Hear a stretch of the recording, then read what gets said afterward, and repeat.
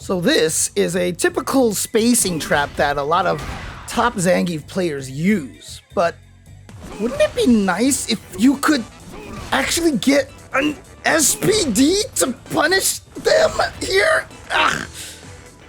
Well, what if I told you that you could?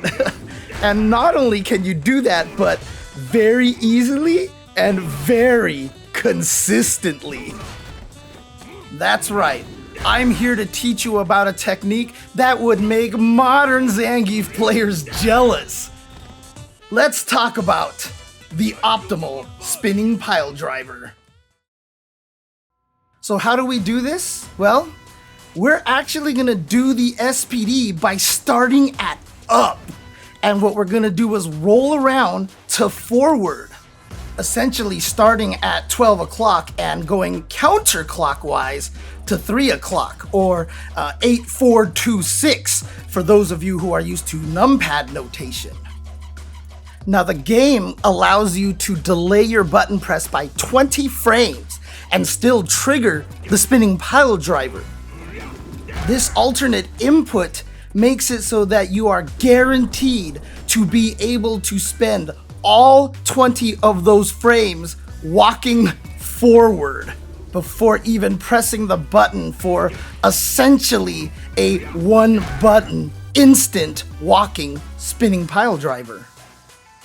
Walking forward and trying to manually spinning pile driver, even those precious few frames of inputting the spinning pile driver can be enough to scare the opponent so that they can react and jump away in time.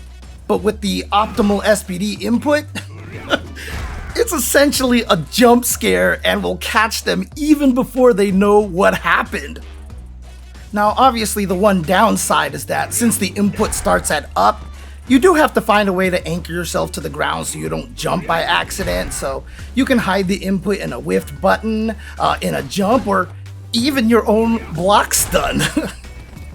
Another advantage of this technique is even if you haven't finished the motion by the time your move that's anchoring you down ends, because this technique finishes with all the down inputs, you won't jump by accident if you're too late or anything else that actually leaves you vulnerable. And also, if you happen to press light punch too late, you just come out with a standing light punch, which you can turn into another Op SPD setup. Now, let's make this even stronger, shall we? Let's perform the Op SPD with a negative edge button release. This gives us extra safety when we go for the SPD too late after the 20 frame window. If so, Zangief ends up doing nothing, which means if we immediately shift to down back on button release, we can even block attacks from the opponent after our SPD fails. Of course, this means you'll have to turn on button release input in your control settings, so if you don't like negative edge, you can't use this extra tactic. And obviously, if you want to negative edge a light SPD off of any other button, just find a place to hide the light punch input where it won't register as anything, and proceed as normal.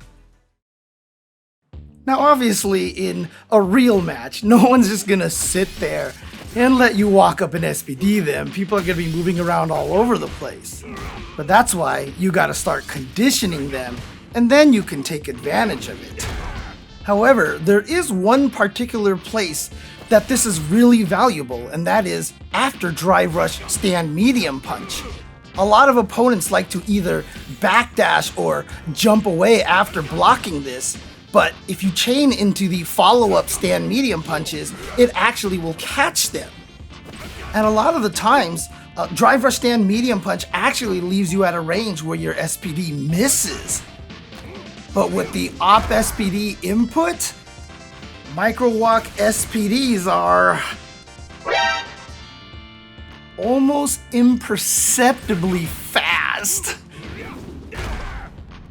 And again, even if I make JP delay for 10 frames before he jumps back, trying to manually micro walk an SPD is still too slow. But not for the Op SPD input.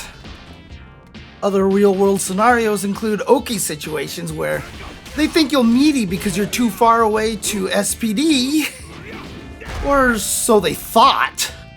But in the end, it's always going to come down to conditioning. If you can get your opponent scared to move, that is where your Op SPD is going to work in ranges where the light SPD won't actually grab. And again, look how fast that is! You can't even see Zangief walk at all!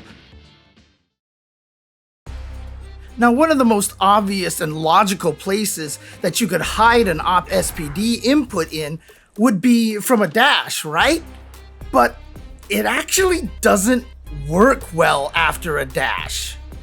The reason why this is happening is because the forward inputs of the dash actually count as the start of the spinning pile driver input. So you're actually finishing that input when you reach down on the controller. But if it doesn't work after a dash, doesn't that mean it's not really gonna work out of a drive rush either, which might be one of the best places to use this? Well, don't you worry, I've got you covered.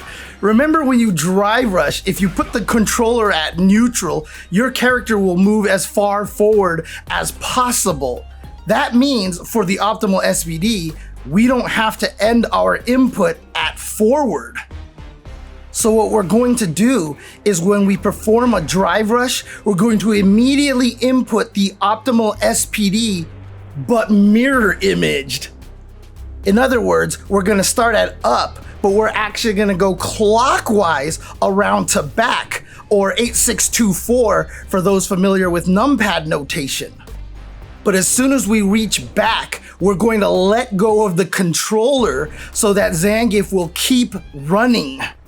Then, as long as we press the button within 20 frames of reaching back with our input, Zangief will perform the SPD directly out of the run from the drive rush. Now, keep in mind, however, that every drive rush in Street Fighter 6 will ignore all inputs for the first 23 frames, which is why inputting the optimal SPD input doesn't stop the drive rush.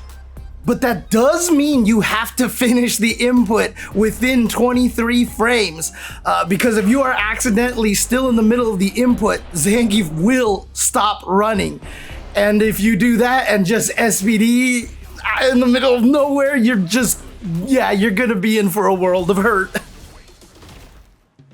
Now, the most practical place that this technique is gonna be useful is to perform back-to-back-to-back SPDs on your opponent.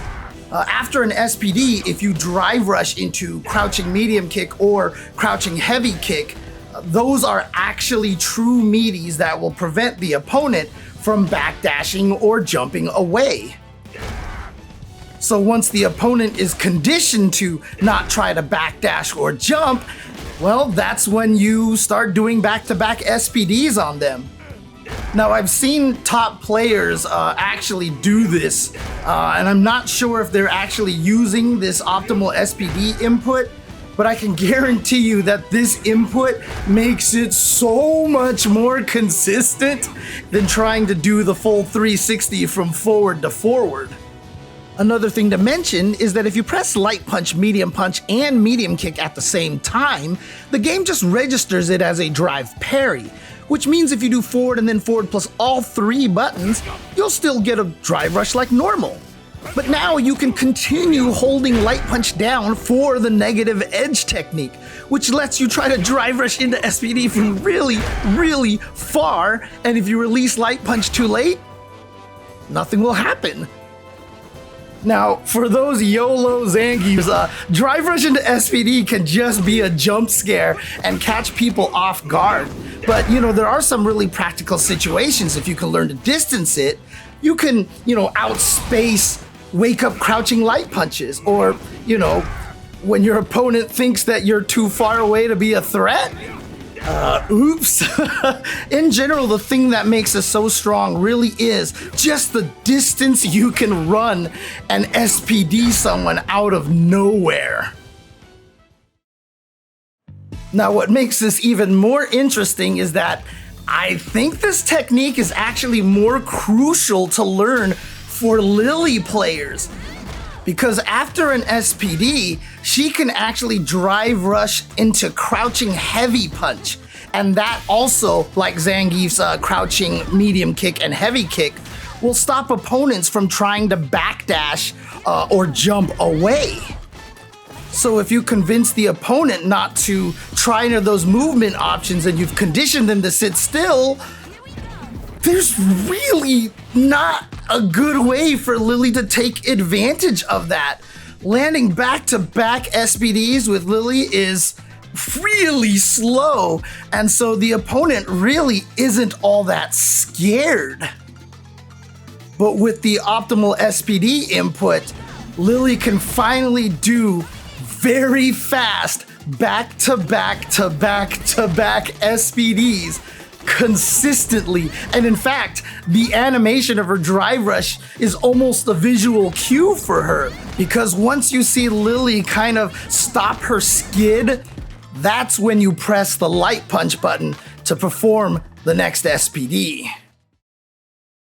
So yeah, everything that I've taught you about the Op SPD, yeah, it works with this level 3 Bolshoi Stormbuster, aka the 720 as well. But you actually have a 23 frame window before you need to press the button. Now, even though we're told you need a full 720 degrees for the level 3, the truth is that the game is actually only looking for just 495 degrees for the input. That means the input for an optimal walking 720 starts at down back, and you rotate clockwise until you get back to forward the second time. There's some shenanigans going on with how the game detects inputs for the level 3. I wanted to have a segment in this video explaining how Street Fighter 6 registers 360s and 720s, but that would add like 20 minutes to the video. So if you are a fighting game nerd like I am and would actually like me to make a separate video going into stupid detail about it, just let me know in the comments. Now, different controllers will have varying reliability for doing 495 degree inputs, so I do find it more consistent when I start at back and do a 540. But that does mean you will sometimes have less than 23 frames to walk and trigger the level 3. I will say that I have yet to find a consistent way to do the Op 720 on a leverless, but I'm not a pro on leverless controllers. Having the ability to walk and 720 out of nowhere is a nice trick to have in the back pocket. For sure, learning this technique can definitely win you some clutch matches.